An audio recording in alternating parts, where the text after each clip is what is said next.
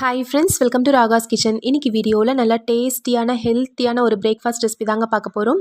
கேழ்வரகு மாவில் செய்யக்கூடிய ஆப்பம் எப்படி பண்ணலான்றதா பார்க்க போகிறோம். அரிசி சேர்க்காமல் ஆப்பசோடெல்லாம் சேர்க்காமல் நல்ல சாஃப்டான சுவையான நல்ல ஹெல்த்தியான இந்த கேழ்வரகு ஆப்பத்துக்கு சைட் டிஷ்ஷாக கத்திரிக்காய் சட்னி செஞ்சுருக்கேங்க. இந்த கத்திரிக்காய் சட்னியோட வீடியோ ஆல்ரெடி அப்லோட் பண்ணியிருக்கோம். தேவைப்படுறவங்க டிஸ்கிரிப்ஷனில் செக் பண்ணிக்கோங்க. இப்போ இந்த சுவையான சத்தான கேழ்வரகு ஆப்பம் செய்கிறதுக்கு ஒரு மிக்ஸி ஜார் எடுத்துக்கலாங்க. இதில் 1/4 லிட்டர் அளவுடைய கப்பில் 2 கப் அளவுக்கு கேழ்வரகு மாவு, அதாவது ராகி மாவு போட்டுக்கிறேன். நீங்கள் வீட்டில் அரைச்ச மாவாக இருந்தாலும் சேர்த்துக்கலாம், அல்லது கடைகளில் வாங்குகிற மாவாக இருந்தாலும் 2 கப் அளவுக்கு மாவு எடுத்திருக்கேன். இந்த 2 கப் மாவுக்கு பார்த்தீங்கன்னா ஒரு 12 ஆப்பத்துக்கிட்ட வரும். 2 கப் மாவுக்கு ஒரு 3/4 கப் அளவுக்கு தேங்காய் துருவல் போட்டுக்கலாம். கூடவே தண்ணி ஊற்றி அரைச்சிக்கலாம். 1 கப் அளவுக்கு ஃபஸ்ட்டு தண்ணி ஊற்றி ஒரு சுற்று விட்டு எடுத்துக்கோங்க. அதுக்கப்புறம் இன்னொரு கப் அளவுக்கு தண்ணி விட்டுக்கலாம். 2 கப் மாவு, 3/4 கப் அளவுக்கு தேங்காய் துருவல். இப்போ இன்னொரு கப் அளவுக்கு தண்ணி விட்டுருக்கேன். இப்போ இதை நல்லா நைஸாக அரைச்சி எடுத்துக்கோங்க. தேங்காயும் கேழ்வரகு மாவு மட்டும்தாங்க இருக்குது. இப்போ நல்லா நைஸாக அரைச்சி எடுத்தாச்சு. இது ஒரு பவுலில் மாற்றிக்கலாம். இப்போ ஆப்பத்துக்கான மாவு ரெடி ஆயிடுச்சு. இந்த மாவில் நம்ம உடனேவே ஆப்பம் செய்ய முடியாது. நம்ம புளிக்க வச்சு தான் செய்ய போகிறோம். நீங்கள் உடனே செய்யணும் அப்படின்னா ஆப்ப சோடா சேர்த்து கலந்து விட்டு நம்ம உடனே செஞ்சுக்கலாங்க. நான் நைட்டு இப்போ இதை அரைச்சி வைக்கிறேன். நைட்டு நீங்கள் அரைச்சி வைக்கும்போது காலையிலேக்கு நீங்கள் செஞ்சுக்கலாம். இதில் ஒரு 3/4 ஸ்பூன் அளவுக்கு உப்பு சேர்த்து நல்லா இந்த மாதிரி கை வச்சு நல்லா கலந்து விட்டுக்கோங்க. அப்போ தான் ஒரு 8-9 மணி நேரத்தில் அது நல்லா புளிச்சு வரும். நம்ம கையில் இருக்க சூடு அந்த மாவோடு சேர்ந்து நல்லா மிக்ஸ் ஆகி நல்லா புளிச்சு வரும். இப்போ இந்த மாதிரி நல்லா கரைச்சி விட்டு உப்போடு சேர்த்து கரைச்சி விட்டு ஒரு தட்டு போட்டு மூடி வச்சிடலாம். இப்போ ஆப்பத்துக்கான மாவு ரெடி ஆயிடுச்சு. இது கிட்டத்தட்ட ஒரு 8லேருந்து 10 மணி நேரமாவது புளிக்க வைக்கணும். இப்போ கிட்டத்தட்ட ஒரு 10 மணி நேரம் கிட்ட ஆயிடுச்சுங்க. காலையில் பாருங்கள் எவ்வளோ நல்லா மாவு புளிச்சு வந்திருக்குன்னு. வாசனையே அவ்வளோ சூப்பராக இருக்கும். இது கெட்டியாக இருந்துச்சுன்னா கொஞ்சம் தண்ணி விட்டுக்கோங்க.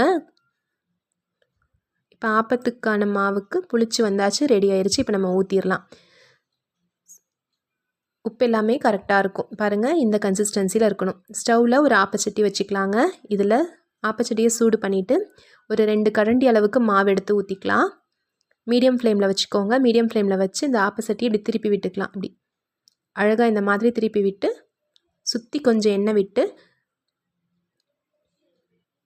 மூடி போட்டு மூடி வச்சிடலாம். இது நல்லா வேகட்டும்.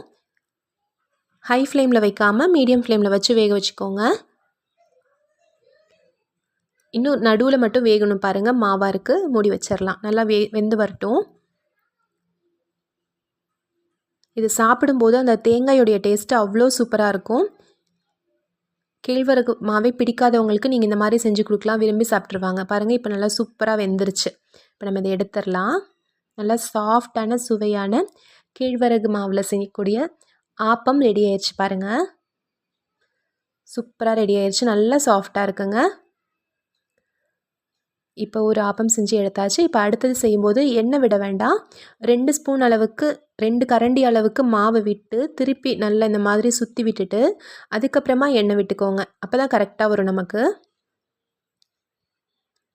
மாவு ரொம்ப கெட்டியாக இருக்குது, உங்களுக்கு ஸ்ப்ரெட் பண்ண முடியலன்னா கொஞ்சம் தண்ணி விட்டு கலந்து விட்டுக்கோங்க.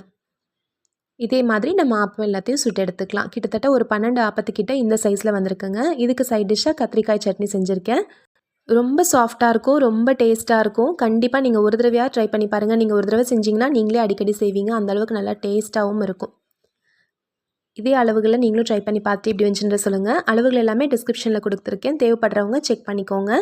இந்த ரெசிபி பிடிச்சிருந்துச்சுன்னா நம்ம சேனல் ராகாஸ் கிச்சனில் ஒரு லைக் கொடுங்க. ஃப்ரெண்ட்ஸ்குள்ள இந்த வீடியோவை ஷேர் பண்ணிக்கோங்க. நம்ம சேனலை சப்ஸ்கிரைப் பண்ணி வச்சுக்கோங்க. தேங்க்யூ.